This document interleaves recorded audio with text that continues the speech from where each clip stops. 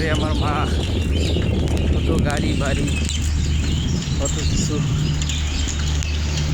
দেখেন দর্শক, গাড়ি বাড়ি অনেক কিছু। আমরা ঠান্ডার মধ্যে উঠতেই চাই না।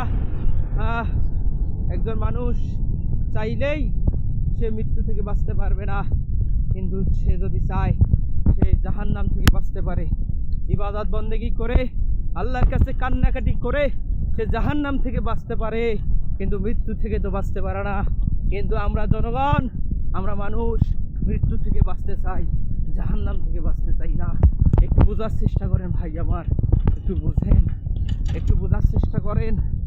দেখেন এই কুয়াশার মধ্যে অনেক ভাই, আমার পরিচার টুকরা যুবক ভাইরা সলাত আদায় করে, অনেকে ফজরের সময় সলাত আদায় করে, অজু করে ঠান্ডার মধ্যে তার রবকে গিয়ে সিজদা করে, মস্তকটা নত করে তার রবের কাছে।